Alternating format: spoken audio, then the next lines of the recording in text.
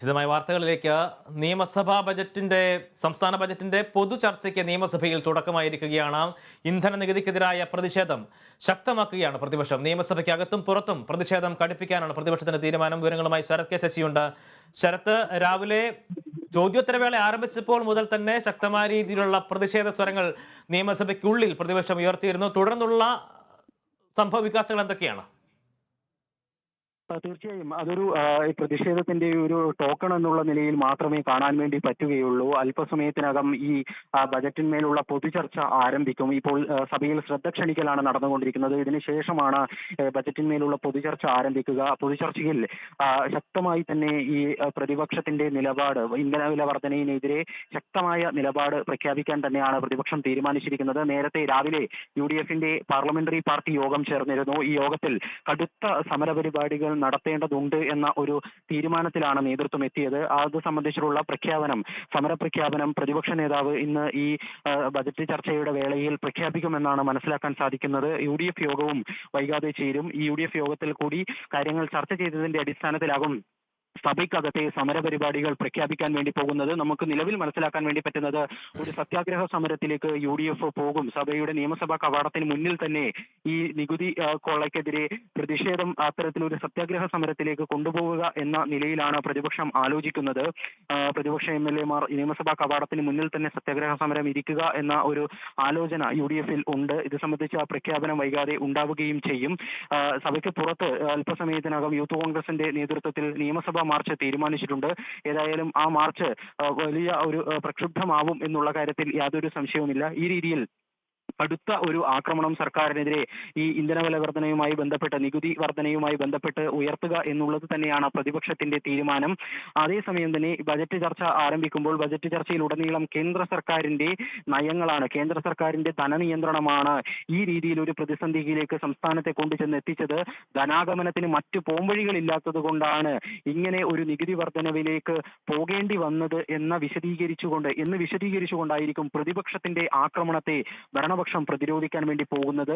അത്തരത്തിൽ ഒരു പ്രതിസന്ധി നേരിടുമ്പോൾ സംസ്ഥാനത്തെ ഭരണപക്ഷവും പ്രതിപക്ഷവും ഒറ്റക്കെട്ടായി കേന്ദ്ര നയത്തിനെതിരായി രംഗത്ത് വരികയാണ് വേണ്ടത് എന്ന നിലയിലേക്ക് കാര്യങ്ങൾ അവതരിപ്പിക്കുക എന്നതാണ് ഏതായാലും ഭരണപക്ഷം ഉദ്ദേശിക്കുന്നത്. ഏതായാലും പൂർണ്ണമായും സഭ സ്തംഭിപ്പിച്ചുകൊണ്ട് ഈ ഒരു വിഷയം സഭയിൽ അത്തരമൊരു സമീപനത്തിലേക്ക് പ്രതിപക്ഷം പോകാൻ സാധ്യതയില്ല.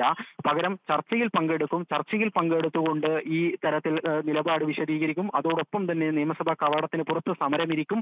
സഭയ്ക്ക് പുറത്ത് വലിയ പ്രതിഷേധങ്ങൾ, മാർച്ചുകൾ ഉൾപ്പെടെ നടത്തുകയും ചെയ്യും. ആ രീതിയിലാണ് പ്രതിപക്ഷം സമരങ്ങൾ ഇപ്പോൾ പ്ലാൻ ചെയ്തുകൊണ്ടിരിക്കുന്നത്.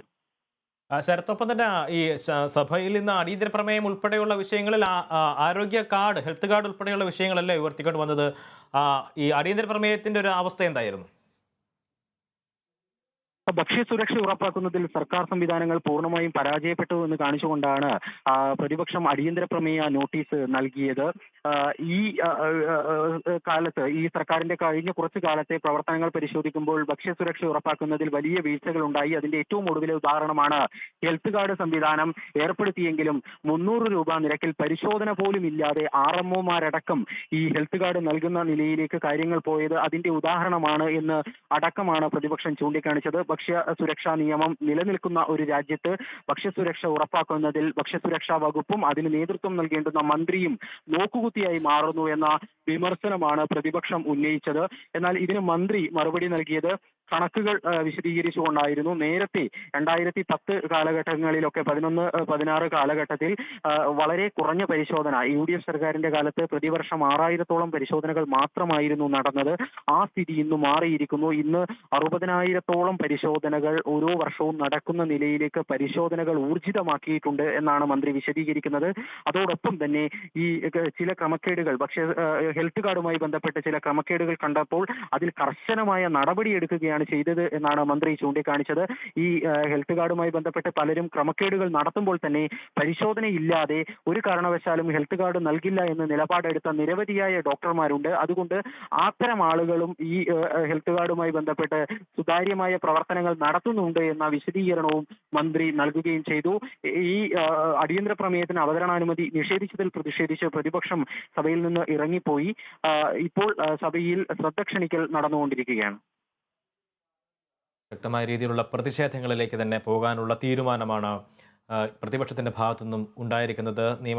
നിയമസഭയിൽ തന്നെ സത്യാഗ്രഹ സമരത്തിലേക്ക് കടക്കാനുള്ള ഒരു തീരുമാനത്തിലേക്ക് പ്രതിപക്ഷം പോകുകയാണ്. ഒപ്പം തന്നെ UDFൻ്റെ പാർലമെൻ്ററി പാർട്ടി യോഗം ഇത് സംബന്ധിച്ചുള്ള തീരുമാനത്തിലേക്ക് എത്താൻ വേണ്ടിയിരിക്കുന്നു. യോഗം അല്പസമയത്തിനകം തന്നെ ആരംഭിക്കുമെന്നുള്ള വിവരമാണ് ലഭിക്കുന്നത്. രാവിലെ അടിയന്തര പ്രമേയം ഉൾപ്പെടെയുള്ള വിഷയങ്ങളിൽ ഹെൽത്ത് കാർഡ് ഉൾപ്പെടെയുള്ള വിഷയങ്ങളാണ് ഉയർത്തിക്കൊണ്ടുവന്നത്. അതിനെതിരെ ശക്തമായ രീതിയിലുള്ള വിമർശനവും പ്രതിപക്ഷത്തിൻ്റെ ഭാഗത്തുനിന്നുണ്ടായിരുന്നു. വിവരങ്ങൾ നൽകുകയായിരുന്നു ശരത് കെ ശശി തിരുവനന്തപുരത്ത് നിന്ന്.